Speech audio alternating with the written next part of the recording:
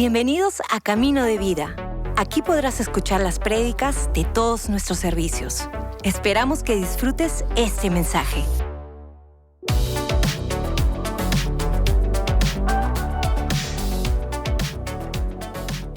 Malaquías 4, versículo 6, es el último versículo del Antiguo Testamento.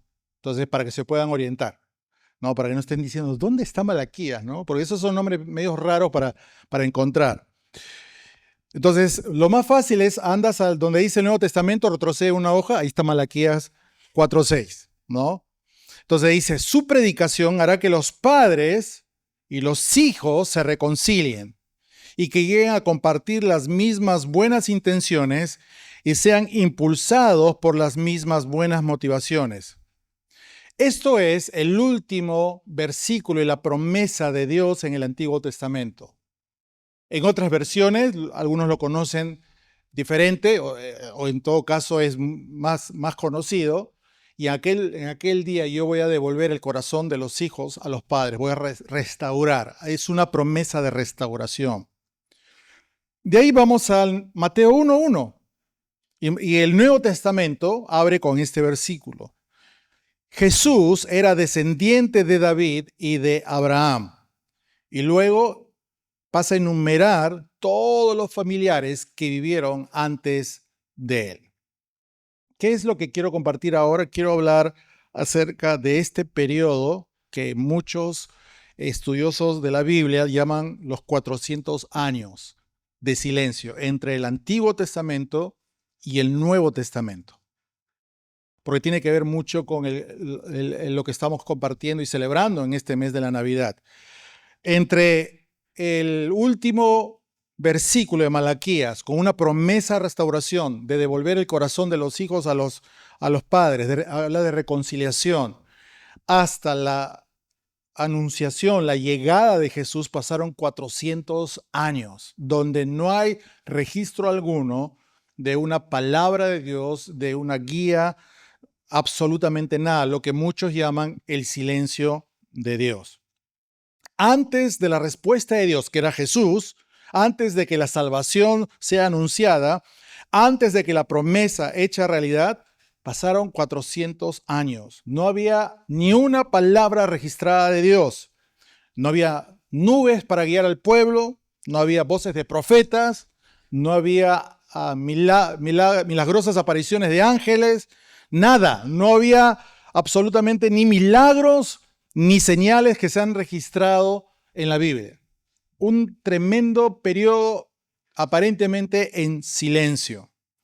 Y de alguna manera u otra, creo que nosotros a lo largo de nuestra vida pasamos por circunstancias y etapas donde parece que justamente estamos en ese periodo, el silencio de Dios. ¿Alguna vez sientes como el año pasado o el principio de año, yo estaba súper conectado con Dios y podía abrir la Biblia y sentía que Dios me hablaba, pero últimamente siento que estoy en un desierto. Siento que por más que excavo, no encuentro absolutamente nada. Es como que hace tiempo que no experimento algo de Dios.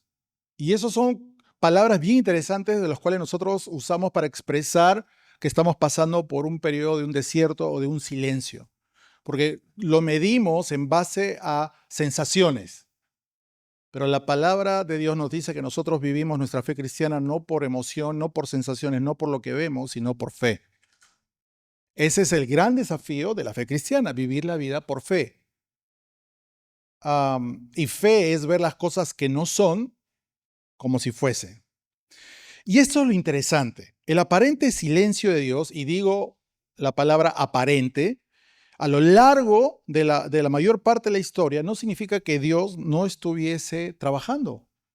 No significa que Dios estaba ausente o que Dios había tomado vacaciones por 400 años y había dejado a la humanidad a su suerte.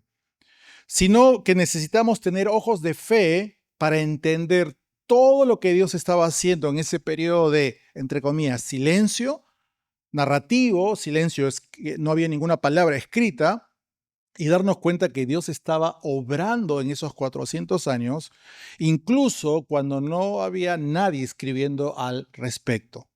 Es lo mismo que ocurre en nuestras vidas personales. Aunque parezca que tus oraciones rebotan en el techo, aunque no sientas la presencia de Dios en este último tiempo, aunque parezca que Dios está ausente, que hay silencio, aunque parezca que no pasa nada, estás atascado en tu caminar con Dios, la realidad es que Dios está haciendo lo opuesto. Dios está trabajando algo a tu favor. Dios está contigo. Él lo prometió. Yo voy a estar contigo hasta el final. Dios te ama. Hemos cantado esto. Si Dios te ama, no te va a dejar. Dios escucha tus oraciones. Dios sabe lo que necesitas. Y Dios está involucrado en tu vida. Dios está activo. Que no sea como lo esperamos es diferente. Que Dios no se mueva, hable, haga, nos toque, provoque sensaciones sobrenaturales, emociones, como quisiéramos, como una muestra palpable, eso es diferente. Que no podamos meter nuestro dedo tocar las manos de Jesús, como Tomás dijo: si yo no lo veo y no pongo mi dedo, no voy a creer que Él está aquí. Eso es diferente.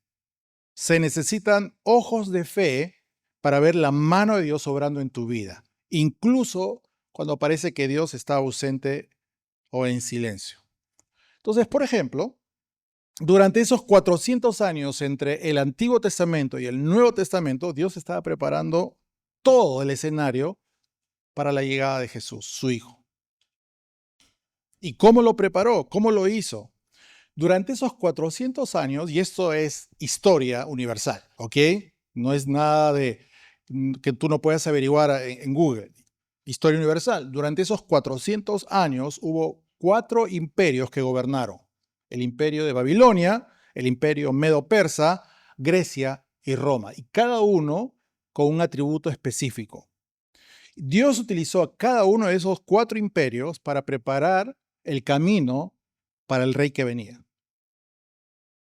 No había nada escrito, no había un profeta, no había una nube, no había nada espectacular, pero Dios estaba obrando detrás de escena. Babilonia. ¿Qué tiene que ver Babilonia aquí? ¿Cómo podría Dios usar a Babilonia para hacer algo a favor de nosotros? Durante el reinado de Babilonia ocurrieron 2 desarrollos importantes que facilitaron el acceso a Dios, que facilitaron una forma de reunión que no había antes. Se empezaron a construir sinagogas a lo largo de los territorios para los judíos que eran cautivos. Y en esta época empezó a aflorar los escribas, aquellas personas que copiaban fielmente, eran la imprenta humana de todos los textos. ¿Dónde? En el reinado de Babilonia. Las sinagogas permitieron el culto local sin tener que viajar a Jerusalén. Recuerden que ellos no podían viajar a Jerusalén. No podían, el pueblo de Israel estaba cautivo, estaba exiliado. Entonces, había sinagogas a lo largo de todo el imperio de Babilonia, era permitido, donde podían adorar a Dios sin tener que ir a Jerusalén. Jerusalén estaba destruida. De hecho, Jesús a menudo enseñaba en las sinagogas locales. Los escribas copiaban y enseñaban las escrituras, lo que significó que las personas ya no dependían únicamente de las tradiciones orales, sino que podían estudiarlas por ellos mismos. Ese es el primer ingrediente en la preparación del camino para la llegada de Jesús. El imperio medo-persa. Durante el imperio medo-persa, los judíos exiliados pudieron por fin regresar a Jerusalén. Es ahí donde empieza la reconstrucción de Jerusalén. Ahí pueden ubicar ustedes a Nehemías, ¿no? A Esdras, ya es en esta época. Entonces dice que en esta época los judíos exiliados regresaron a Jerusalén y el imperio medo-persa, ¿qué es lo que hizo? Está en la Biblia. Ellos brindaron apoyo financiero para la reconstrucción del templo y del muro de Jerusalén, restableciendo el centro de adoración en Israel. Antes de eso, Israel, Jerusalén, estaba destruida, no vivía nadie. Lean Nehemías, Esdras, para que vean la condición de cómo estaba la nación de Israel y específicamente Jerusalén. Entonces, ¿quién financió la reconstrucción? Los reyes medo-persas. Es bien curioso cómo Dios usa gente que no necesariamente es cristiana para bendecir. Grecia, ¿qué pasa con los griegos? Del imperio griego surgieron varios aspectos claves. Ahí se formó las dos sectas que eran muy famosas en la época de Jesús, los fariseos y los saduceos. Los fariseos creían que había un mundo espiritual, que Dios podía resucitar a los muertos. Los saduceos no. Los saduceos eran bien prácticos. La ley es la ley, ama a tu prójimo, pero fuera de eso no hay más. No hay más. Pero uno de los aspectos más importantes fue que los griegos establecieron el inglés de la época, el idioma común. Si hoy en nuestra época el inglés es el idioma universal, todos en inglés, en la época de Jesús, de la Biblia, el griego era el idioma universal, era el idioma común. Muchos judíos adoptaron el idioma y la cultura griega, lo que permitió que el Antiguo Testamento fuera traducido al griego y cruzara fronteras culturales. Por último, Roma. Ya estamos acercándonos a la época que Jesús nació. El poderoso imperio romano, ¿qué es lo que hizo? Permitió, por su estructura política, social, permitió el autogobierno bajo la supervisión de un gobernador. Era tan grande el imperio romano que ellos, muy inteligentemente, habían establecido en un mapa todos los diferentes gobernadores por provincias, de tal manera que cada gobernador era responsable ante el César de cómo gobernaba cierta provincia, tenía que producir obviamente para el Imperio Romano. Pero no solamente eso, sino que Roma creó rutas comerciales principales con carreteras. ¿Quién asfaltó toda la conexión entre Asia y Europa? Roma. Roma es el imperio que asfaltó, que construyó caminos y estableció de por sí rutas comerciales, tanto marítimas como terrestres. Y es interesante, ¿sí o no? Porque todos estos elementos iban a ayudar a la extensión del evangelio después de la resurrección de Jesús. El evangelio se extendió como un fuego incontrolable porque justamente ya estaban dadas las condiciones para que los discípulos que estaban en Jerusalén se vayan hasta lo último de la tierra. Entonces, usando solamente la historia universal, un periodo que la Biblia no nos narra, que haya una manifestación visible de Dios, no significa que Dios no haya estado haciendo algo, preparando todo para el momento exacto donde todos los ingredientes estaban listos para que el evangelio no solamente llegue al pueblo judío, sino a los gentiles, los cuales somos nosotros. Si ustedes leen el libro de Hechos, Pablo tenía la intención de irse hasta España todavía, pero conocemos la historia, fue encarcelado, no quiso ser juzgado en Judea, pidió ser llevado como ciudadano romano y a Roma, donde era juzgado y al final la historia nos dice que murió ahí. Gálatas 4:4 dice, pero cuando vino el cumplimiento del tiempo, cuando vino el cumplimiento de lo establecido, era el tiempo perfecto, dice Pablo, Dios envió a su Hijo. Y esto para mí es un versículo que en lo personal es un recordatorio constante en mi vida. Cuando llega el tiempo. Cuando llega el tiempo, Dios va a hacer algo. Yo sé que Dios está haciendo algo en mi vida, en mi circunstancia, por mis motivos de oraciones, lo que sea. Yo sé que Dios ya está haciendo algo. Pero he aprendido a lo largo de mi vida a confiar en Dios, que mi oración puede ser de este tipo, pero la respuesta de Dios es mucho más grande de lo que yo pude haberle pedido, de lo que yo pude haber soñado, de lo que yo pude haber articulado. He aprendido a ver cómo Dios ha sido fiel a lo largo de mi vida. Fue Dios quien usó todos estos imperios que no tenían nada que ver con el pueblo de Israel, eran imperios paganos, eran imperios que desconfiaban de la nación de Israel, eran imperios que gobernaron fuertemente, pero Dios los usó para preparar todo detrás de escena para que cuando llegue Jesús, las buenas nuevas, el evangelio pueda ser expandido. Y nosotros hoy en día somos consecuencia de eso, hasta los confines de la tierra. Entonces, si en tu vida, hoy en día, en esta temporada, en este año, si tú puedes poner tu vida en una balanza y sientes que algo ha pasado, algo se ha perdido, el gozo, la alegría, la vitalidad, las ganas, la pasión por Jesús, y más bien ha venido una temporada de confusión o de depresión, una temporada oscura, una temporada donde no puedes ver ni siquiera a dónde ir, no hay un norte claro en tu vida y te preguntas, Dios, ¿dónde estás? No te quede duda alguna que Dios está haciendo algo detrás de escena. Muchas veces Dios nos habla, pero somos nosotros que estamos más preocupados escuchando otras frecuencias que la frecuencia de Dios. Muchas veces Dios nos habla tan claro a través de su palabra. Ahora, siendo bien sincero, no todo el mundo lee la Biblia.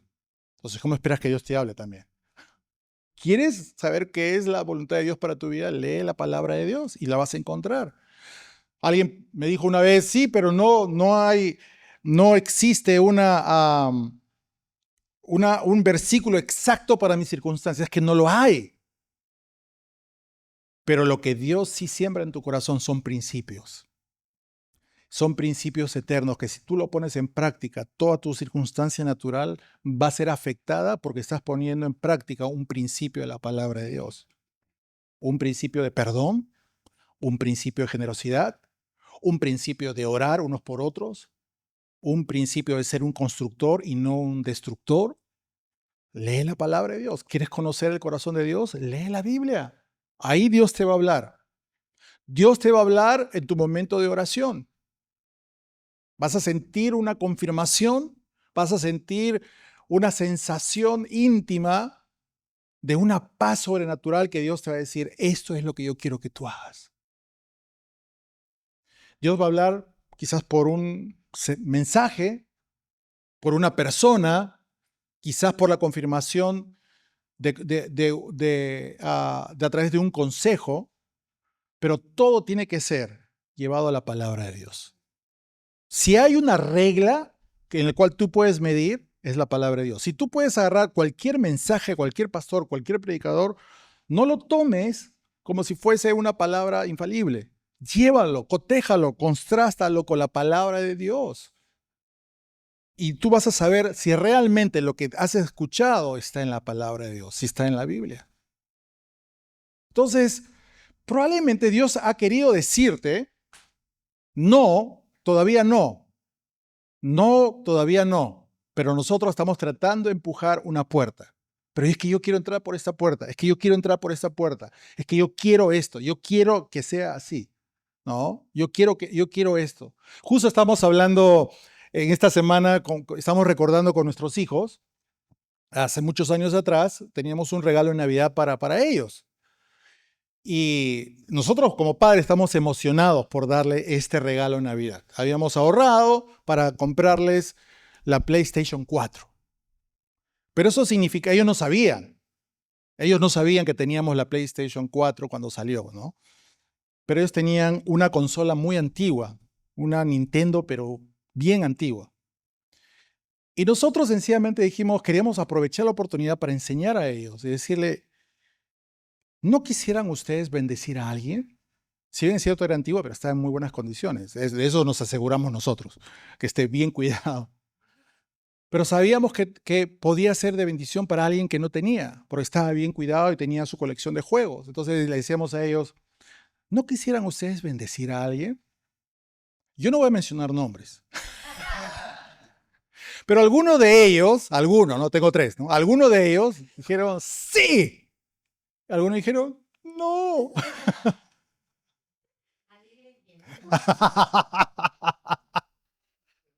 No, y nosotros, pero ni te imaginas lo que tenemos en nuestra mente, ¿no? Como padres, ¿no? Ni te imaginas lo que tenemos.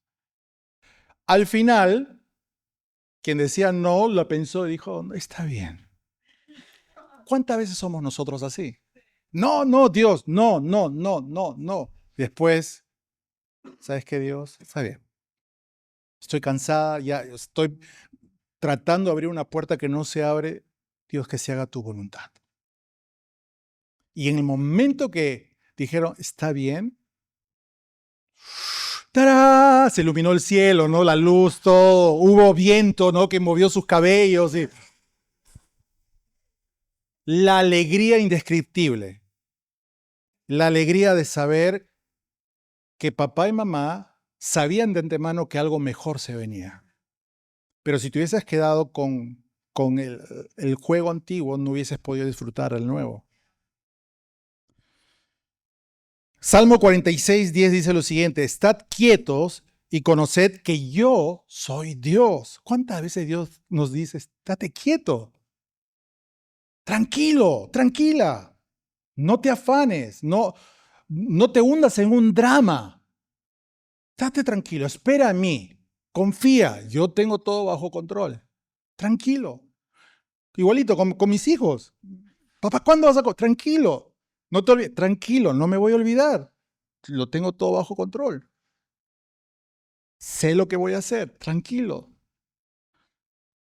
Estad quietos y conoced que yo soy Dios. Seré exaltado entre las naciones y voy a ser engrandecido sobre la tierra.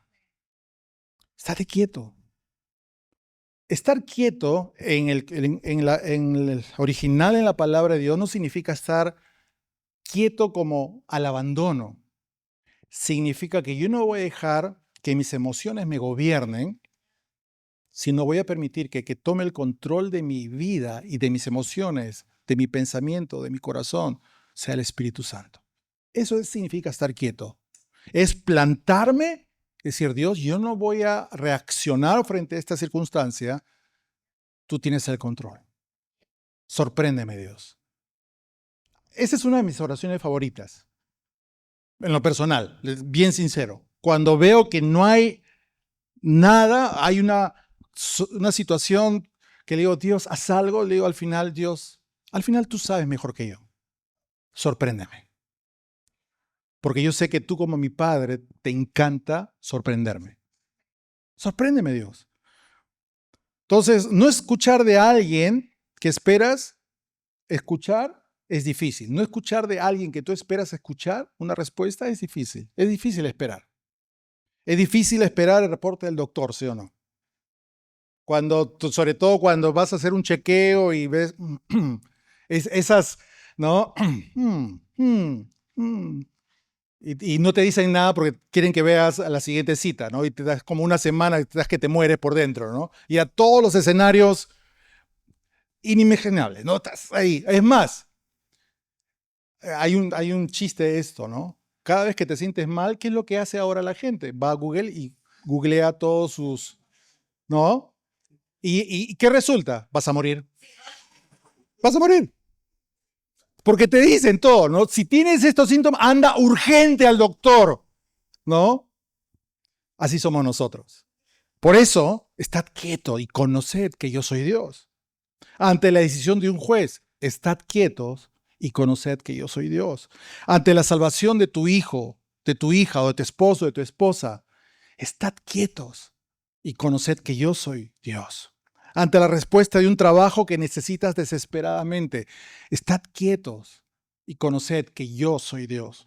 Ante una noche silenciosa donde parece que no existe ningún norte, ninguna luz hacia dónde ir, tranquilo, tranquila, estad quietos y conoced que yo soy Dios. Y cuando Dios habla, esto es lo que me encanta, cuando Dios habla, su palabra trae orden, su palabra trae honor, su palabra trae santidad.